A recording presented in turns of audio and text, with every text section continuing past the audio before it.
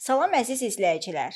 Layihə çərçivəsində artıq 5-ci dəfədir ki, sizinlə görüşürük. Verilişimizin bugünkü mövzusu Azərbaycanda palçıq vulkanları və davamlı turizm. Bildiyiniz kimi layihə Səma və Ekososial İqtisadi İnkişafa Yardım İctimai Birliyi tərəfindən həyata keçirilir. Və bu podkastlar Azərbaycanda palçıq vulkanları və ekoturizmin inkişafı layihəsi çərçivəsində baş tutur. Layihənin həyata keçməsinə görə Azərbaycan Respublikası Qeyri-Hökumət Təşkilatları Dövlət Dəstəyi Agentliyinə xüsusi təşəkkürümüzü bildiririk. Və bugünkü mövzumuz isə Azərbaycanda palçıq vulkanları və davamlı turizm. Verilişimizin qonağı isə bildiyiniz kimi və mövzusundan da göründüyü kimi beynəlxalq dərəcəli turizm üzrə ekspert Əziz Şiriyev. Xoş gəlmisiniz Əziz müəllim. Xoş gördük sizi Dilşad xanım. Çox xoşdur sizinlə olmaq. Necəsiz? Allah razı olsun. Çox gözəl.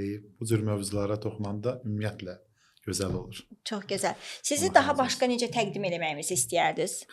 Mən öz haqqımda çox danışmağı xoşlamıram, amma bəzi şeylər var ki, ümumiyyətlə Bəli. bilinsə daha gözəl olar.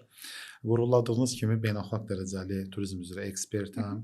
Cənab nazir tərəfindən fəxri fərmana layiq görülmüşəm. Ölkəmizi xaricdə təmsil edirik və 100-dən artıq tələbəm var və mən bu işi sevirəm.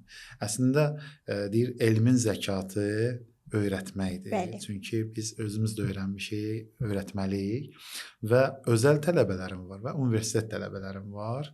2 ali təhsil müəssisəsində də dərs deyirəm və Azərbaycan və ingilis dillərində bakalavr və magistrlara dərs deyirəm və 100-dən artıq özəl tələbənin də onlar özləri müraciət edirlər, tanıyırlar, bilirlər, eşidirlər, müraciət edirlər və onlara ayrıca təlimlər keçirilir. Mütəxəssis kimi bu sahədə yetişməsinə köməklik göstərir. Təbii ki, turizm sahəsi elə bir sahədir ki, keçirilənlər nəzəriyyə praktikaya əsaslanmalıdır. Bir nəzəriyyə praktikaya əsaslanmırsa, o heç vaxt effektiv ola bilməz və biz də özümüz bu sahədə olduğumuza görə və turizm şirkətinin də rəhbəri olduğuma görə 20 ildən artıqdır mən bu sahədəyəm. Şirkət də 15 ildən artıqdır ki, fəaliyyət göstərir və o səbəbdən dolayı sahədə olan adam reallıqları, yəni bütün prosesləri görür deyənə birbaşa öz tələbələrini real şəkildə ötürə bilir və ən sevindirici hal ondan ibarət ki, mən tələbələrimi xaricə gedəndə də otellərdə, restoranlarda, hava limanlarında işləyərkən görəndə çox gözəl duyğudur. Siz də bu halda yəni ki, rastlaşırsınız və son hadisə Gürcüstan hava limanında olmuşdu ki, mən ailəmlə gələndə mən səmimi insanım, xoşlayıram ki, olduğu kimi bütün hadisələri danışaq. Orada bir silah alınmışdı oğluma, oyuncaq təbii ki və oradan X-ray aparatından keçəndə onu həqiqi silah kimi görmüşlər və məni dəvət elədilər, getdik oranı. Çantanı açmaq istəyəndə təbii ki, mənim icazəm olmalıdır ki, şəxsi əşyad açılsın. O başını qaldırdı və məni gördü, tələbəm idi. Dedi, əziz müəllim, sizsiz, heç bir şeyə yoxlamağa ehtiyac yoxdur. Buraxdı çantanı və bu elə bir hissdir ki, yəni pulla ölçüləcək bir şey deyil. Və ona görə deyirəm, mənəvi bəzi ehtiyaclar var ki, onlar heç vaxt maddiyyat əvəz eləyə bilməz. Bu sevgidir, qayğıdır, mənəvi dəyərlərdir ki, bunları qoruyub gələcək nəsillərə də çatdırmaq lazımdır. Təbii ki, biz KOBİA'da, Kiçik Orta Biznesin İnkişaf Agentliyində də mütəxəssis olaraq mən təlimlər keçirəm. ASK var, Azərbaycan Sahibkarlar Konfederasiyasında, Turizm Komissiyasının sədr müaviniyəm. SKAL var, Fransada baş qərargah, Turizm Peşəkarlar Klubu. Onun Azərbaycandakı ən aktiv üzvlərindən biriyəm. Əslində çoxdur, yəni sadalamaqla. Gənclər sual verirlər ki, əziz müəllim, bu qədər şeyi necə çatdırmaq olar? Əslində insan istəsə çox iş görə bilər. Fövqəlbəşəri varlığıq da biz. Sadəcə gənclərə tövsiyəm ondan ibarətdir ki, daha aktiv olsunlar və günlərini, yəni time management vaxtı ilə tənzimləsinlər ki, daha məhsuldar olsun. Mən bir daha öz-özümə daha doğrusu belə nəticəyə gəldim ki və bir daha da əmin oldum ki, mən çox doğru qərar vermişəm sizi verilişə qonaq dəvət eləməkdə. Çünki bu layihənin verilişlər hissəsi, çəkiliş hissəsi belə deyim də, tanıtım hissəsi bizə həvalə olunanda və dedilər ki, bəzi qonaqları siz dəvət edəcəksiniz. Mən və turizmlə bağlı qonaq dəvət edəcəksiniz deyəndə ilk ağlıma gələn insan siz oldunuz və dedim ki, mütləq şəkildə Əziz Şiriyev bizim qonağımız olmalıdır. Çünki turizm haqqında, ümumiyyətlə ekoturizm haqqında sizdən yaxşı danışa bilən ikinci bir insan mən inanmıram ki, olsun. Bəlkə də var, amma mən tanımıram, mən sizi tanıyıram. Təşəkkür edirəm. Çox sağ olun verdiyiniz dəyərə görə. Biz uzun müddətdir bir-birimizi tanıyırıq və bugünkü görüşümüzdə tanışdığımızın nəticəsində bir tərəfdən nəticəsindədir, amma bir tərəfindən də siz mütəxəssis olaraq Bəli, məni bəli, tanıdığınıza bəli, görə dəvət bəli, eləmisiniz. tam Mən də mütəxəssis həm də olaraq. dostlarıma deyirəm, tanışlarıma, yaxınlarıma deyirəm ki, əgər mən bir işi bacarmıramsa, yaxın da olsa məni ora dəvət eləməyin. Bəli. Hər kəs işinin peşəkarı olmalıdır. O kamil bir palançı olsa da insan yaxşıdır yarımçıq papaqçılıqdan. Biz öz əziyyətimizlə gəlib bu yerlərə çıxan insanlarıq. Ona görə mən öz əziyyəti ilə nailiyyətlər əldə edən heç kimin, yəni minnətsiz, yəni öz əziyyətinə ayaq üstündə duran insanlara böyük hörmətim var.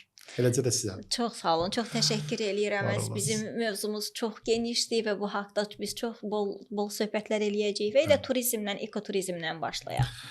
Turizm növləri çoxdur əslində və bu turizm növləri həmişə deyirəm biz standartdan kənara çıxmalıyıq. Standart turları hər kəs eləyə bilər. Bəli.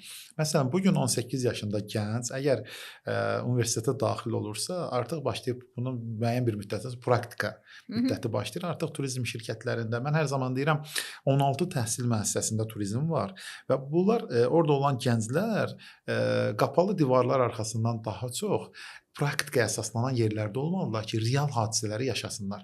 Restoran işini oxuyanlar restoran üzrə, otel işini oxuyanlar otel üzrə, turizm sahəsində turizm işinin təşkili var. Bəli. O turizm şirkətində olsalar daha yaxşı olar, daha məqbul olar.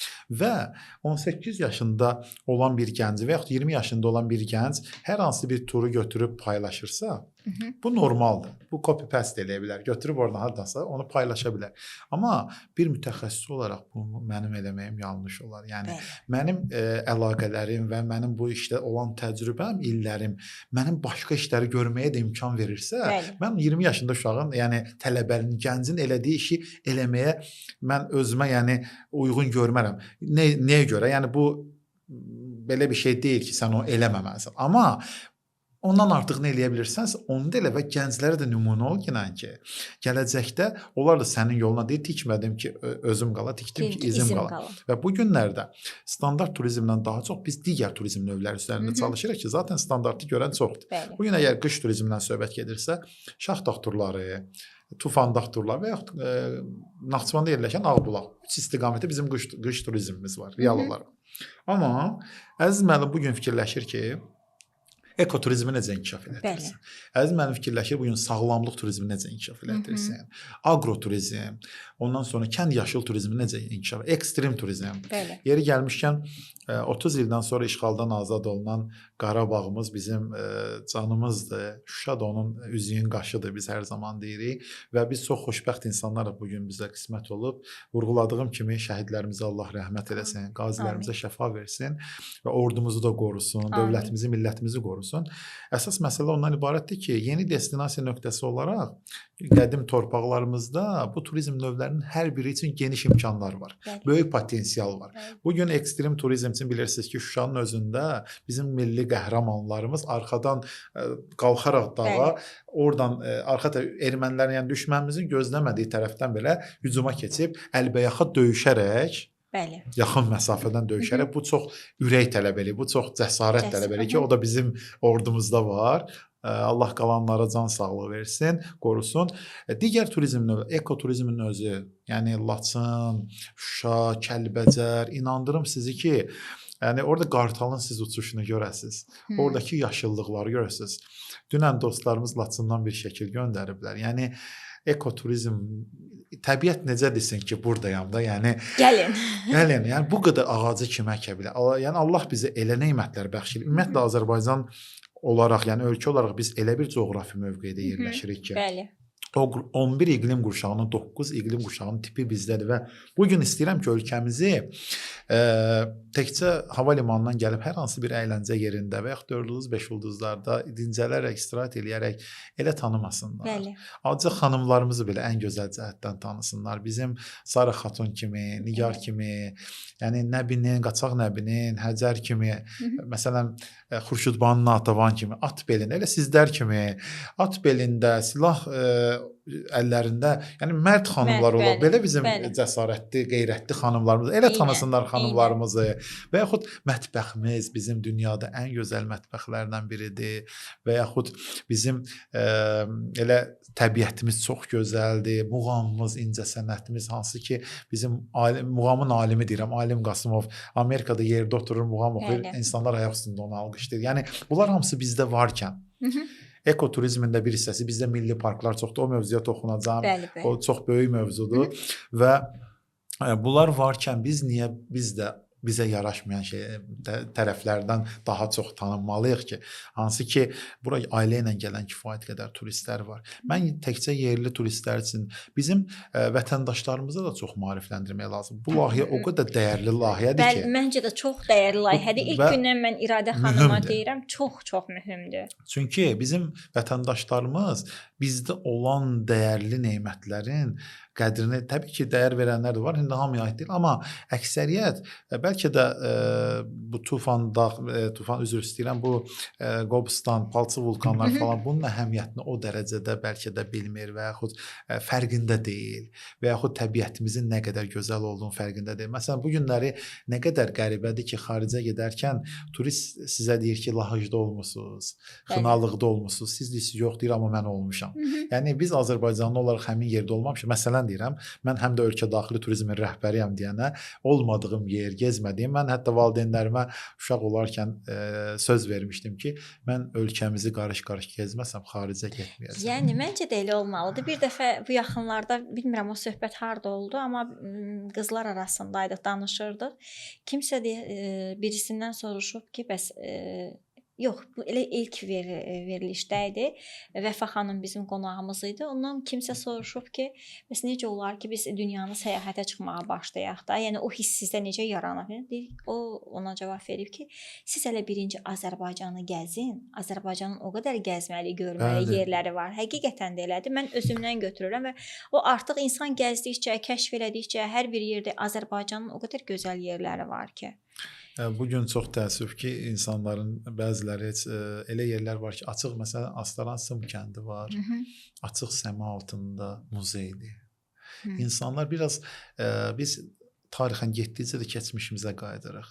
Bəli. Biz o kənd həyatındakı o səhər yeməyi var. Həm səmimiyyəti. Bəli, oradakı o kənd həyatının evdə məsələn bizdə orada bir Elman dayı var. Biz onun evinə gedəndə adam az qalır ki, yəni özü evi tərk edir, evi versin bizə ki. Yəni o qədər qonaqpərvər. Ümumiyyətlə regionlarda insanlar çox xalq olaraq biz qonaqpərvər xalqıq və heç vaxt bizə rayona gedən insanlar heç vaxt evsiz qalmazlar. Yəni başqa yerdə qala bilməzlər. Götürüb evinə aparacaq. Hətta mən belə bir şey gördüm Xınalıqda ki, mərkəzdə bir neçə nəfər oturub, deyirsən burada harda qalmaq olar?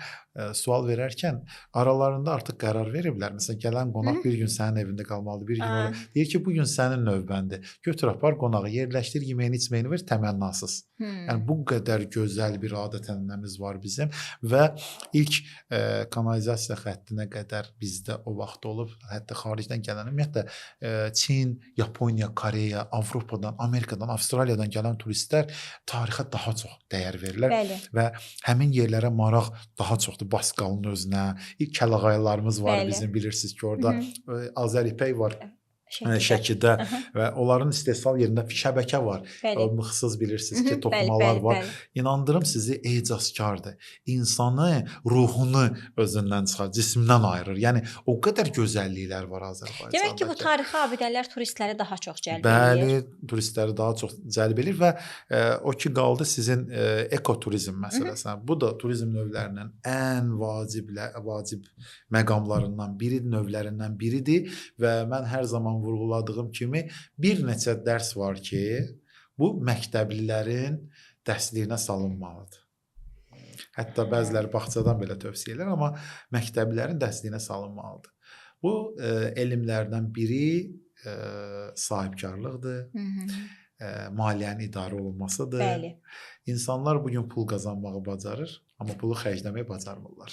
Və eyni Düzgün zamanda da xərcləməyi ünsiyyət Bəli, bacarıqları. ünsiyyət, soft skills, Yeah. yumşaq bacarıqlar, Bəli. ünsiyyət bacarıqlar bunlar çox önəmlidir. Önəmlidir, çox Bunun içərisində önəmlidir. psixologiya da gedir, Bəli, milli bəli. mənəvi dəyərlər də Bəli, gedir bəli. və insanlarla ünsiyyət forması. Hətta mən bu gün universitet tələbələrinə bir dəqiqə özün haqqında danış deyərkən ayaq üstündə 40 saniyədə və yaxud 45 saniyədə deyir ki, müəllim bitdi. Yəni insan bir dəqiqə öz haqqında danışa bilmir. Bu Bəli. sabah kütlə qarşısında Bəli. necə danışa biləcək?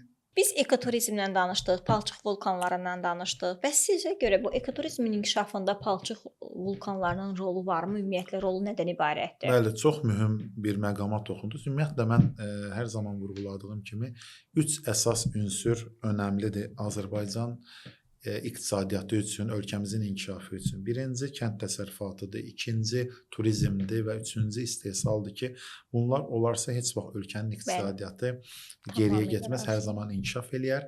Təbii ki, bu kənd təsərrüfatı ilə turizmi birləşdirən agroturizmdir. Ekoturizm də sağlamlıq turizmindən çox əlaqəlidir. Fikir verirsiniz, turizm növlərinin bir-birinə keçidi var. Və bu çox mühüm məqamdır. Bura toxunacağam. İstehsalı nəyə görə deyirəm? Çünki bizdə o qədər yüksək potensial var ki, biz çox şey özümüz istehsal edə bilərik. Bəli. Özümüz istehsal edəndə də xarici valyutadan asılılıq azalır. Yəni istehsal özümüzdədir, yeni iş yerləri açılır, Bəli. nə qədər insan işlə təmin Təbii olunur ki. və xaricdə hər hansı bir xam malın, məhsulun qiyməti qalxanda artıq o yerli məhsul olduğuna görə qiymətə təsir edir. Eyni qiymətlə biz ala bilirik. Çox mühüm məsələdir bu. Hətta bəzən başqa ölkələr bizdən xam Bəli. malları alırlar, aparırlar. İdxal. Məsələn, biz Bəli. ixrac eləyirik. Biz artıq ixrac edən ölkəyə çevrilik və Bəli. bu nə qədər xoşdur ki, artıq ölkəyə, iqtisadiyyatımıza maliyyə gəlir və ən vacib məqamlardan biri agroturizm kənd təsərrüfatla turizmi birləşdirir. Amma sağlamlıq turizmlə ekoturizm arasında çox incə bir bağlılıq var. Bu bağlılıq nədən ibarətdir? Əgər biz bu gün sağlamlıq turizminə nəzər yetirsək, sağlamlıq turizmin özü də iki yerə bölünür. Tibbi turizm var, sağlamlıq turizmi var. Tibbi turizm təbii ki, bizim ehtiyacımız olarsa, məsələn, diş həkiminə gedirik, nə bilim, ürək həkiminə gedirik, stent var, anjio, digər məsələlər var. Ciddi şəkildə bizi narahat edirdi, yəni. Müsəlman da belədir. Ciddi şəkildə narahat eləməsə həkimə getməyəcək. Amma sağlamlıq turizmi biz özümüzü reabilitasiya var, fizioterapiya var, yoga var, cürbəcür bilirsiniz də. Məsələn, Naftalan bizdə Bəli. unikal məhsullar var ki, dünyanın heç yerində buna rast gələ bilməzsiniz. Və biz bunlardan yararlanmalıyıq. Birinci Naftalan neftidir də, düzdürmü? Bəli. Naftalan neftinin ərazisi də rekreasiya zonasıdır və belə deyərdim də. Hətta bilirsiniz, oradan Naftalan neftini uzaqlaşdıranda həmin keyfiyyətini itirir. Və onu başqa yerə aparmaq olmaz. Hətta bir də xarici Avropa ölkəsində bunu eləmək istədilər. Görürlər ki, həmin effekti vermir. Bu ancaq Azərbaycan. Allah bu neməti Azərbaycan üçün verir. Və ikinci artıq təbii mineral və termal sulardır ki, bizim rayonlarımızda termal və mineral sularımız boldur. Və bunun adlarını bir-bir sadalasaq, Naxçıvan, Gədəbəy, Qax, çoxdur rayon Xızının özünün çox rayonlarımızın suları var, gözəl sularımız var. Bu da bir nemətdir və üçüncü Duz dağıdır ki, hansı ki, heç bir iynə dərmansız siz nəfəs alaraq sadəcə bütün bronxial, asma falan digər bütün xəstəliklər gedir. Bunlardan da digəri unikal məhsul palçıq vulkanlarıdır. Palçıq vulkanları dünyada ən çox bizdədir. Bəli. Çünki palçıq vulkanlarının biz hələ də tam deyərdim ki, kəşf olunmayıb palçıq vulkanları. Hələ də biz lazım olan effekti əldə edə bilmirik palçıq vulkanı. Niyə görə? Bu günləri biz palçıq vulkanlarına muzey olaraq turistləri aparırıq. Bəzi turistlər, mən fakt neçə illər bundan qabaq turistlərin ora palçıq vulkanına daxil olduğunu, onların sonra çıxıb günəş şüası altında dayandığını, sonra qurrandığını və maşına minib yenidən Bakıya qayıtdığını şahid olmuşam və ən vacib məqam ondan ibarətdir ki, palçıq vulkanları bilirsiniz ki, bu bir neçə məqam var bu palçıq vulkanlarında. 350-yə yaxın Azərbaycanda palçıq vulkanları var. Bunun təxminən 160-ı Xəzər dənizinə düşür. Tektonik zona olduğuna görə Xəzərdə çox zəlzələlər olur. Bəli. Ən böyük göl olduğuna görə bilirsiniz də dəniz adlanır və Qobustan dövlət qoruğunun ərazisində yerləşən bilirsiniz palçıq vulkanları və orada bir neçə palçıq vulkanı var. Torağay ən böyük palçıq vulkanıdır. Bu ən məşhurudur özü, dünyada da məşhurdur və 190 da belədir. Təkcə Bakıya aiddir, Bakı ətrafı və elə digər istiqamətlərdə də var. Niyə görə? Ən çox neft və qaz Bakı ərazisində, Xəzəryani ərazilərdə çıxdığına görə bu görün necə bir təbii prosesdir ki, hətta mütəxəssislərə belə kömək eləyir ki, geoloqlara neftin, qazın tapılmasına birbaşa kömək eləyir. Çünki metan qazıdır. Metan qazı bilirsiniz CH4-dür və yerin dərinliklərində olur. Hətta bizim evdə yandırdığımız qaz belə təbii qaz CH4-dür, yəni metan qazıdır. Ona niyə görə biz C3H8 propanda olur. Bilirsiniz də o qaz doldururlar içərisinə propana, onu dolduranda propanlar, onu sıxmaq olur. Amma metanı sıxan kimi partlayır. Ona görə də o qaz təzyiqi orada dərinliyə getdikcə təzyiq artdığına görə oradakı sıxıldığına görə partlayır, vurur, o palçığı ki bayıra çıxartır və dərinliklərdən, yəni su gil olduğuna görə elə də isti olmur o. Çox belə ilıq olur və sağlam, çoxlu minerallarla bol olduğuna görə çox gözəl effekt verir, sağlam və hətta dəri üçün çox gözəl nəticələr əldə etmək olur. Siz dediyiniz bu bilgiləri sizdən əvvəlki verilişlərdə də bizim mütəxəssislər dilə gətirib söyləmişdilər. Mən palçıq vulkanları haqqında bu qədər bilgiyə sahib deyildim, amma bu verilişlər, podkastlar sayəsində müəyyən bir biliklər əldə elədim və ondan sonra siz dediniz indi neft və qazın hətta aşkarlanmasında bu palçıq vulkanlarının böyük rolu var. Bunu artıq mən ikinci dəfədir eşidirəm. Çox gözəl. Bir də keçən dəfə də o bir verilişimizdə səhv eləmirəmsə Sadiq müəllim bunu dedi.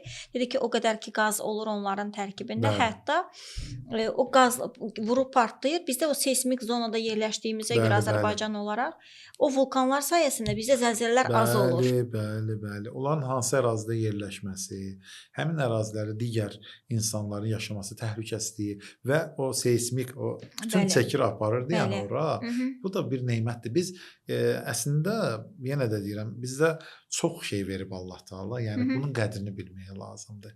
Əslində bizdə bəlkə də kəşf olunmayan çox şeylər var. Bəli. Zaman bunlar hamısı kəşf olunacaq və turistlər baxımından insanlar bəlkə də hər hansı bir dəvət etdiyi mütəxəssislər digər tərəfdən mövzuya baxırsa, mən turizm tərəfdən təbii ki, bizim mövzumuz bu gün turizmdir. Bu tərəfdən baxıram ki, çünki mənim üçün ölkəmizdə olan nemətlərin yerli vətəndaşlar öz yerində, xaricdən gələn vətəndaşların onlardan istifadə eləməsi və ölkəmizin iqtisadiyyatına müsbət təsir, yəni maliyyənin axınının təmin eləməyi daha çox düşündürür. Çünki bəs yaxşı bu xarici turistlər üçün infrastrukturun inkişafı üçün nələr?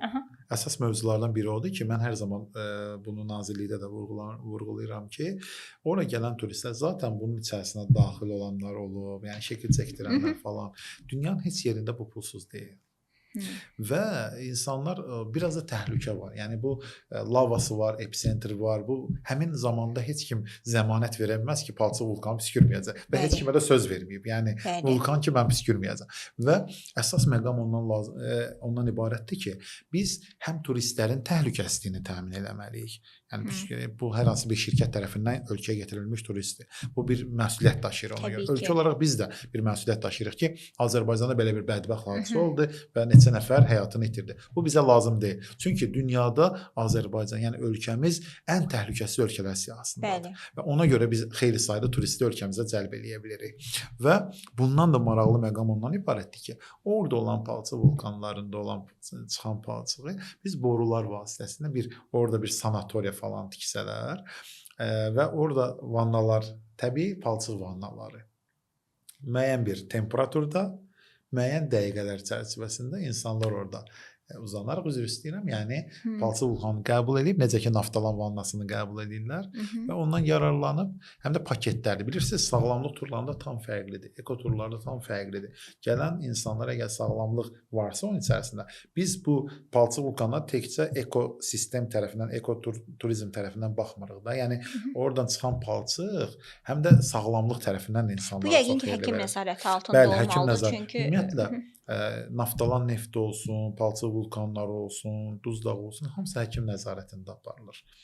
Və ora check-up olunur gələn qonaqlar ki, bu məhsul onun bədəninə ziyanı olacaq. Elə insanlar allergiyalıdır. Elə insan var hər hansı bir orqanına ziyan yetirə bilər və yaxud ürəyinə ziyan ola bilər onun. Ona görə də əsas məqam ondan ibarətdir ki, həkim check-upından keçir və 1 həftəlik, 2 həftəlik, 3 həftəlik və 4 həftəlik paketlər olur. Təsəvvür edin, bir var turist 1 günlük, 2 günlük və yaxud 3 gecə, 4 günlük Bakıya gəlsin. Bir də var ki, 1 həftə qalmaqla Bakıya gəlsin. Bu nə qədər bizi daha çox turist cəlb eləmiş olaraq. Bir, bu məqama mən çox diqqət edirəm. Bir də Naftalan daha çox SNQ ölkələrindən, yəni postsovet ölkələrindən daha çox ora gəlirlər. Hətta mən 3 il arxa-arxaya orada olanda otellərin birində Qazaxıstandan böyük bir iş adamının oğlu orada idi. Biz onunla tenis oynayanda sonradan tanış olmuşuq təbii ki. Biz vəzifəsinə görə kiməsə yaxınlaşmarıq. Təbii ki. Və həmin adam mənə dedi ki, atam burada SSR vaxtından, yəni Sovetlər dönəmindən çox gəlib, buranın çox effektivliyini görüb və mənə də deyib ki, ay oğlum, bizim pulumuz olsa da sən yalnız və yalnız orada dincəlməlisən. Dünyanı gəzə bilərsən. Bugün Miami-də göndərə bilər onu Amerikaya, amma böyük bir tikinti şirkətinin rəhbərinin oğlu, amma Naftalına gəl, görün nə qədər faydalıdır. Yəni biz buradan bura Naftalına getmək istəmirik, istəyir Avropa gedək, amma dünya Naftalına gəl. Və bir də ən vacib məsələlər regionlarda olan hava limanlarının işləməsidir. Təkcə Bakını biz yükləməməliyik. Yəni həm də regionda olan hava limanı qiyməti biletlərin daha ucuz olur, daha uyğun olur. Təxminən 150, 200, 250 manat civarında daha ucuz olur. Və Gəncəyə gəlsə Gəncə hava limanına oradan bir Vitadan, Viyanadan bir transfer maşını qoysaq, gələn turist Qazaxıstandan tutaq gəlir, oturdu, xoş gəlmisiniz adı ilə çox gözəl bir şeydir. Turizmi mən sevirəm. Yəni bunu sevməmək mümkün deyil. Hər kəsin istirahətə ehtiyacı var. Bax, gələn insanı bir gözəl qarşılasın, bir gül çiçəyi də verə bilərsən də bir. İndi maşına zaten bu adam bir həftədən az qalmayacaq sənin otelində. Sən lazım olan xeyri götürürsən onsuz da. Bir maşın transferinə bir şey olası deyil. Onu getirdin otelə, yerləşdirdin qəşəng sumkalarına, kömək elədin və o turist bizim axı turizm agentliyində take another look, təkrar nəzər yetir var axı. Birinci biz gözəl bir göstərməliyik ki, o təkrar nəzər yetirsin. Bəli, təqdimat çox önəmlidir. Birinci təqdimatdan çox şey asılıdır. Təqdimat çox önəmlidir. Eləcə palçıq vulkanlarına gələn turistlər artıq deyəcək ki, biz gedək. Necə ki, Qarabağ yeni destinasiya nöqtəsi oldu.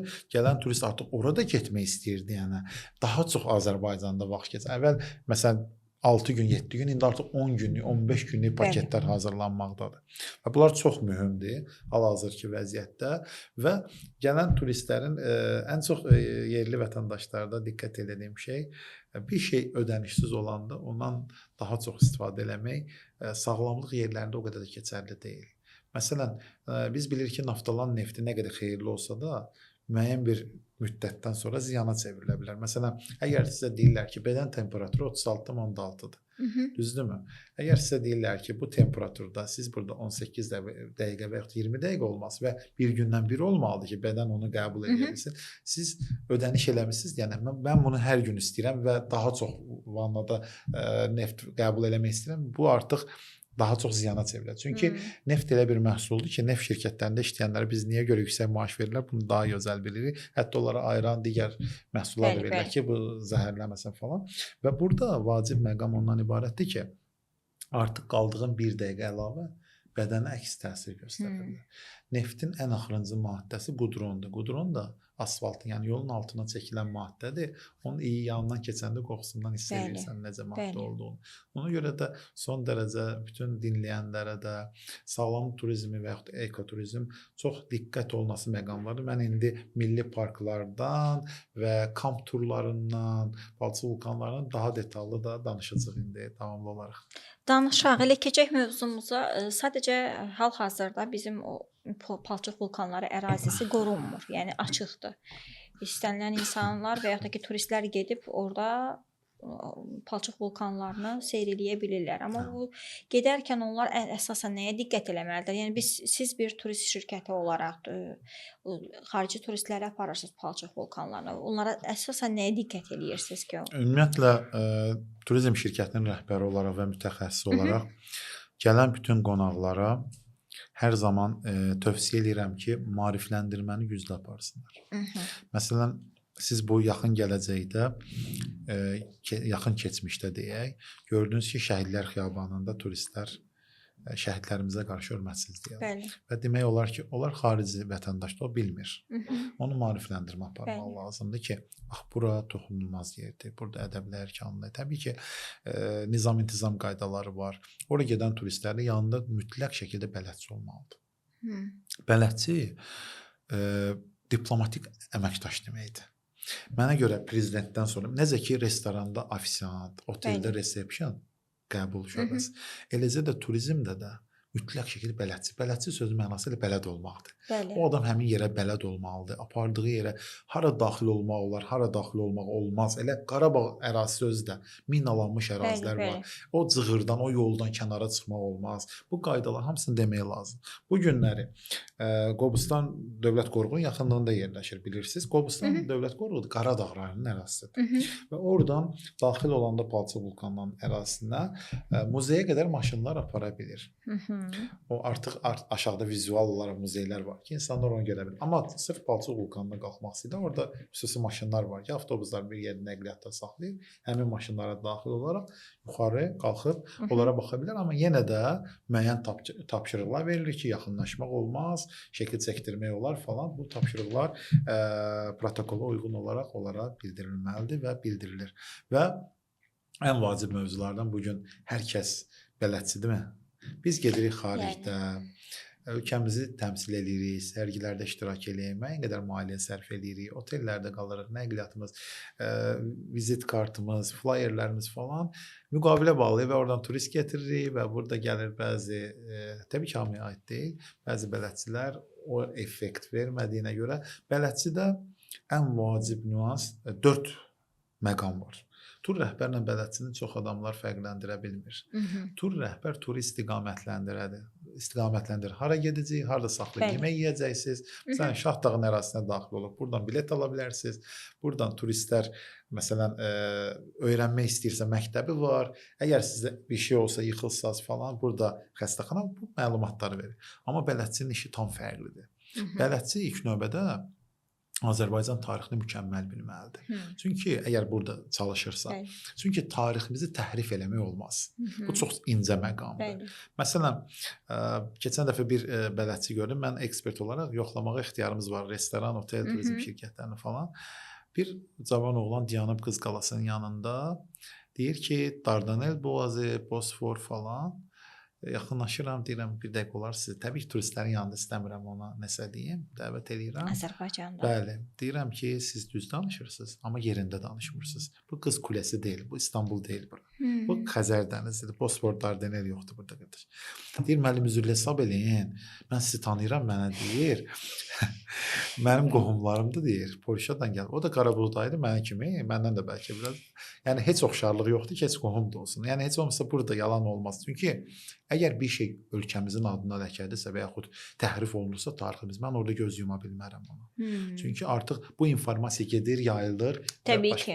Və orada digər məqamlar, ikinci məqam sosial-iqtisadi məsələləri üzrə gündəmə gətirməkdir ki, məsələn, hər hansı bir məmurdan nəsə bir problem olur. Elə onu sual vermək istəyirdim ki, bu sosial-iqtisadi, yerli əhalinin sosial-iqtisadi inkişafına təsir göstərirmi? Müsbət təsirini gələn turistlər göstərir. Burada iki şeyə biz hazır olmalıyıq. Bir, çox sayda turist, bizdə bilirsiniz ki, beynəlxalq tədbirlər çox olur. Bəli. Burada ən vacib məqam ondan ibarətdir. Bu günləri dünyada o tendensiya gedir. Məsələn, İtaliya ən çox turistlərin cəlb olunan yerdir. İtaliyadır, Fransadır, ən çox İspaniyadır, Yunanistandan da gəlirlər və insanlar artıq etiraz edir. Biz öz gəzməli yerlərimizdən, görməli yerlərimizdən özümüz rahat istifadə edə bilmirik və turist sayı həddindən çoxdur. Biz rahat gəzə bilmirik öz şəhərimizdə. Artıq dövlətə etiraz edirlər. Biz maariflənmə elə getməlidir ki, bizdə. Yəni biz o dərəcəyə çataq. İnsanlar, yox, yəni adam sayı bugün İstanbulda bilirsiniz ki, nə qədər. Dünyanın mən ora gəzərkən mən hər zaman yerli vətəndaşlara deyirəm ki, çalışın İstanbulda olun. Çünki İstanbul 4 imperatorluq görmüş qayıtdadır və möhtəşəm əsərdir. Avropa ilə Asiyanı birləşdirən şəhərdir. Mən həmişə deyirəm, yəni dünyanı gəzsək belə, dünyanın mərkəzi İstanbuldur. Deyir, dünya bir ölkə olsa, onun paytaxtı İstanbul olur. Bəli. Və mən deyirəm ki, yəni nə qədər imkan varsa, nə qədər ki türk bizdədir, inşallah ki sonaycan belə olsun, İstanbula mütləq getmək lazımdır. İstanbul çox gezməli, görülməli şəhərdir. Məsələ ondan ibarətdir ki, bu gün Bakıda zaten kifayət qədər yüklənib. Regionlar, Bəli. çox insan burdadır.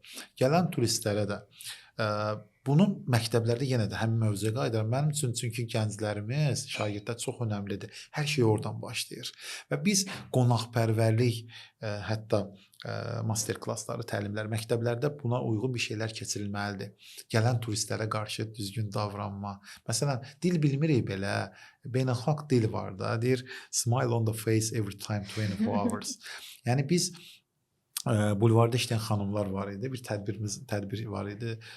Bakıda beynəlxalq tədbirlər zamanı biz onlara dedik, bilirik siz xarici dilləri bilmirsiniz əksəriyyət, amma gülməyi ki bilirsiniz. Bəli. Bəlkə də o turist ömründə bir dəfə Azərbaycanda olur. Bəli. Qoy onun yaddaşında Azərbaycanlılar qonaqpərvər kimi qalsın. Zaten eləyik. Yəni olanı göstərin necə Amma olmasa. mən sizə deyim ki, bəlkə də siz də razılaşarsınız ya da bilmirəm, indi sizin də öz fikriniz ola bilər. Mən indiki gənclərimizi və hətta məktəblərimizi çox sevirəm. Çox açıq dünya görüşlüdülər, çox açıqdılar hər bir şeyə, yeniliyə, öyrənməyə. Mən yaxınlarda bir səfərdə idim başqa ölkədə, Avropada və bizim 9 xanım idik, ondan 4-ü gənc idi, 4 nəfər də orta yaşlı xanım idik. Mən o 4 gənclə fəxr elədim. Gənclərimiz çox O istedadlıdır. qədər istedadlı, o qədər dili gözəl bilirlər, özlərini gözəl ifadə eləyirlər. Yəni başqa ölkədəyi ümumiləşmiş bir beynəlxalq dil var, o da ingilis dilidir. İngilis dilində özlərini o qədər gözəl sərbəst şəkildə təqdim eləyirlər, ifadə eləyirlər. Şəhərin gəzməyi olsun, naviqasiyadan istifadə olsun, məsələn, xəritə ilə, texnologiya ilə, məsələn, süni intellekti, hər bir şeydən mən həmişə deyəndə ki, indiki gənclər belə deyirəm, yox, səhviniz var. İndiki gənclər çox ağıllıdır. Bəli. Siz sadəcə onların ağlını qəbul etmək istəmirsiniz. Mən hətta deyərdim ki, onların ağlını düzgün istiqamətə yönəltmək və onlara dəstək olmaq lazımdır. Bəli. Və siz elə bir mövzuya toxunursunuz ki, bu mənim ən danışmaq istədiyim mövzulardan biridir. Bəzi insanlar sanki gənclərə dəstək olmaq istəmir. Yəni. Sanki onun yerini tutacaq və bir ruzunu verən Allahdır. İkincisi də ki, hər kəs zaten öz yerində gözəldir. Hər daş öz yerində ağırdır. Heç kim kimin yerini tutmur. Təbii ki, biz artıq onsuz da ki 20 il onlardan qabaqdayıq. Bəli. Yəni onların indi gələcək vaxtıdır, zamanıdır. Biz nə eləsək də onlar bizdən daha yüksəkdədir. Biz də bizdən əvvəlki nəsildən yüksəkdəyik. Bunu normal olaraq qəbul etmək olmaz. Bəli, bunu qəbul etmək lazımdır. Amma bu günləri biz onlara dəstək olsaq, inandırım sizi ki, Gülüstan olar. Bəli. Gözəllik olar. O gənclər də elə bilməyin, qədir biləndirlər. Sabah layiqincə geri dönüş olacaq. Elə birinci Allaha xatir eləmək lazım, ikinci də gənclərə dəstək olmaq lazım. Mən ayda 2 dəfə təmənnası olaraq gənclərlə görüş keçirirəm. Master klass eləyirəm. Kimsə nəsə sual olursa, mən öz nömrəmi birbaşa verirəm, deyirəm. Bəzi insanlar var ki, köməkçimə yazın. Yəni, məndə elə şey olmaz və istəmirəm də olsun. Niyə? Yəni, gənc niyə sıxılsın? Suallarını verirlər, cavablandırırıq. Elə bir şey ola bilər karyerasında, bu çox önəmlidir. Və hətta biz turistlərə, məsələn, gəlirlər, elə bir dissertasiya işini gəlirlər yanımıza ki, müxtəlif mövzular olur, xüsusən xarici turistlərlə bağlı falan. Köməklik göstəririk. O qədər fəxr edirəm, o qədər sevinirəm ki, yəni nəsə bir cüzi də bir yaxşılıq olanda zaten bizə qalan o olacaq. Yəni Bəli. o gənclər də bu günləri dünyanın hər yerində Azərbaycanlılar işləyir. Biz bunu bəziləri bilsə də, bilməsə də dünyanın ən belə yaxşı şirkətlərində bir Azərbaycanlı mütləq ki görə bilərik biz. Savadlı kadrlarımız çoxdur və onlara yenə də deyirəm dəstək olmaq lazımdır. Bələdçilik ən vacib mövzulardan birinə toxunduq. Tarixi bilmək, ikinci coğrafiyanı bilmək çox önəmlidir. Əgər sən rayona gedərkən turistlər də sizinlə gedirsə və düşüb bir dənə su almaq adına bir yerdən soruşursansa, digər yerdə saxlayıb başqa yerdən soruşursan, turist də hiss edir ki, deyir, yaxşı ki mən gəldim bura, mən gəlməsəm heç bura gəlməzdi bu. Yəni artıq sən nabələd olduğu, bələd olduğu göstərmirsən. Üçüncü ən vacib faktorlardan biri xarici dili səlis bilməkdir. ki, düzgün çatdırasan. Bəli. Adicə bir söz iki mənada istifadə olunur. Bəli, Məsələn, bəli. bu günləri akademik mən olaraq kitab da verirəm, conversation da eləyirəm tələbələrlə, yəni əlavə olaraq, yəni bonus olaraq təlimlərimdə 504 kitabı var. Birinci söz abandon, akademik sözlərdir 504. Məsələn, leave sözü də tərk eləməkdir, abandon sözü də tərk eləməkdir. Amma fərqli mənalar Bəli. verir cümlələrdə. Məsələn, I live here desəm, məsələn, buna tərk eləyirəm. Məsələn, yenə də gəlsən bu normaldır. Dərsi tərk etməyəm. If I will say I abandon here, mən buranı bir təfəli tərk eləmək, Bəli. ölkəni tərk eləmək və yaxud kimsə bir-birindən ayrılmaq falan. Mən təkrar dönüb bura gəlsəm, deyərsiniz, keçən dəfə demişdi daha gəlməyəcəm, yenə durdu gəldi. Amma görürsüz nə qədər ikisi də tərk eləmək olsa da Bəli. mənası nə qədər fərqli cümlələrdə məna kəsb eləyir. Ona görə bu gün yüksək səviyyədə dili bilmək çox önəmlidir. Orada təbii ki, siyasi suallar da verə bilərlər. Çox gələn turistlər müxtəlif məqsədli suallar da Bəli, verir. Biz buna provokasyon suallar çox olur. onlardan yaymaq və necə düzgün cavab Düzgün cavab vermək bu vermək. çox önəmlidir. Çox. Dördüncüsü ən vacib məsələdir ki, vətənpərvər olmaq. Bu yoxdursa o digər üçü lazım deyil. Vətənpərvər olmaq ölkən haqqında, məsələn bu gün mən çox fəxr edirəm ki, Azərbaycanda 24 saat təhlükəsiz mühit var. Siz gecə də çıxıb şəhərdə keçə Bəli. bilərsiniz. Hətta bir dəfə Əlcəzairdən qonaqlar dedi ki, dedim niyə Bakıya gəlmirsiniz? Dedi Bakı haqqında fikirləşirik ki, axşam çıxarıq, nəsə oğru olar, nəsə Eynən. başımıza nəsə iş gələr. Dedim ki, gecə getdim maşınla, şəhərin mərkəzindən canlı görüntü açdım, göstərdim. Bax bu restoranlar, insanlar rahat gezirlər. Saat təxminən 2 idi, 3 idi. Bax belə bir qəsdən özüm elədim ki, bizim ölkə haqqında yanlış düşünməsinlər və bir həftə üstündən keçdi, 40 nəfər qonaq gəldi. Və həmin addım olaraq, yəni insanlar biz düşünməyək bu gün bütün dünya Azərbaycanı tanıyır. Yox, elə deyil. Yox, tanımırlar. Hələ də kifayət qədər bizim ölkəni tanıtdırma və ölkəyə turist cəlb eləmə imkanlarımız var. Və bunun üçün təbii sərvətlərimiz də var. Bunlardan yararlanmaq lazımdır və bələdçilərimiz də düzgün informasiya verməlidir. Adicə dünyanın ən turist cəlb edən ölkələr Fransada bizim şəhər qədər təmiz deyil. Bizim İtaliyanın özündə demək olar bizdə təhlükəsizlik tam təmin olunur. Orada oğurluq hadisəsi. Bəli. Yəni Kolizeyin qarşısında siz başınızı çevirib Kolizeyə baxıb şəkil çəkdirsən sizin sumkanız yox. Bəli. Bu hallar real faktlardır və yaxınlarda mənim bir tanış qız var, onun başına gəlmişdi. Şəkil çəkdirərkən çantasını ən böyük mafiyada da bilirik ki, İtaliyada Siciliya mafiyası. Yəni Amerikanın özündə də, yəni bilirsiniz körpülərin altında nə qədər işsiz, imkansız insanlar yatırlar. Amma bu gün Azərbaycanda Allaha çox şükür ki, təhlükəsizlik var və buna da inanırlar turistlər bizim ölkəyə. Amma bunun üzərində hələ çox işləmək lazımdır. Siz bunu necə qiymətləndirirsiniz? Palçıq vulkanlarının gələcəkdə Azərbaycanda perspektivi varmı ekoturizm baxımından? Bəli. Ekoturizm baxımından palçıq vulkanlar biz heç əvəz olunmazdı. Yəni onu tərkibini biz kifayət qədər qarşı tərəfə çatdırsaq, bunu xüsusən biz beynəlxalq sərgilərdə, beynəlxalq tədbirlərdə, bu bilirsiniz, Ümumdünya Səhiyyə Təşkilatı var. Onun tədbirlərində sağlamlığına bağlı insanlar bu günləri təbii sağlamlığın arxasınca gedirlər. Bilirsiniz, bu gün qidalanma özü də çox vacib məqamdır. Hava özü də çox vacib məqamdır. Bu gün imkan tapan kimi insanlar rayona gedirlər. Bəli. O samovar çayı, bulaq suyu nəyə söz deyər? Bilmirəm, o yaş artdıqca insanda bu həvəs daha çoxalır, yoxsa zaman ona doğru gedir, onu da bilmirəm. Çox vacib mövzuya toxunursunuz. Peyğəmbərə 40 yaşında peyğəmbərlik verilib. İnsanın bir kamilliyi yaşı var. Yəni mən deyirəm ki, mən sanki həyata yaşamağa 40 yaşından sonra başlamışam. Bəzən gülürlər mənə, deyirəm yox. Mən indi yaşadığımı hiss eləyirəm. Vətənə bağlanır, daha torpağa bağlanır, daha kövrək olur, daha hər şey hiss eləyir. Və daha çox yaşamaq istəyir. Bəli, daha yaşamaq sevgisi ondan sonra başlayır. Amma düzgün yaşamaq istəyir. Artıq təbiət qoynunda. Əvvəl insanlar, mən hər zaman deyirəm, bugün bizdə daha çox şəhərin mərkəzində yaşamağa meyilliyi, amma xarici ölkələrdə imkanlı insanlar daha çox şəhərdən kənarda, dəniz kənarında, daha çox təbii mühitdə yaşamağa səy göstərirlər. Bugün fast food verən restoranlar var ki, bu sağlamlıq tərəfindən biz bilirsiniz, bizim öz mətbəximiz, məsələn, çox gözəl mətbəximiz var. Keçən dəfə, təbii ki, bunun yağlı tərəfi də var, yeməklərimizin o qədər dadlıdır ki, bizim bir səfirlikdə görüşümüz var idi. Səfirin köməkçisi dedi ki, Əziz müəllim, mən bura gələndə çox belə formatda idim. Bura gələndən sonra günah məndə deyil ha, çəkim artıb. Sizin yeməklər çox dadlıdır. Yəni insan özünü saxlayanda saxlayır əslində, amma həqiqətən bizim yeməklər dünyada öz sözünü demiş yeməklər siyahısındadır və dadına görə, yəni duz istiyor. Bunlar hamısı dad verən, ətin öz xüsusi dadı var. Yəni biz xarici ölkələrdə də, qardaş ölkədə də bunun mən ət yeyə bilmirəm. Ala bilmirik. Yəni Mən o ləzzət ala bilmirik. Mən nə yalan deyim, mən başqa ölkədə olanda demək olar ki, ət yemirəm.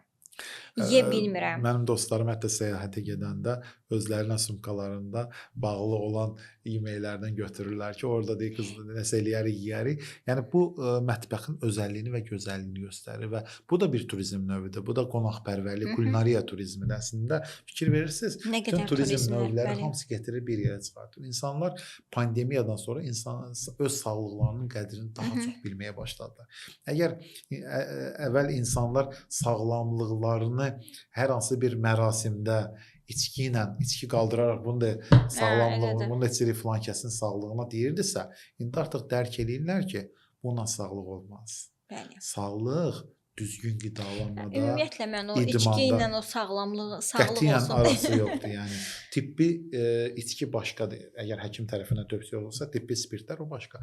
Amma sırf əyləncə məqsədindən o artıq qəbul olunmazdır və təbii ki, haramdır və əsas məsələ ondan ibarətdir ki, bu sağlığa da ziyandır.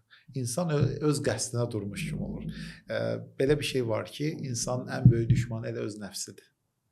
Biz gecə saat 3-də də yemək yeyən insanlarıq və çörəyi daha çox yeyirik. Bəli.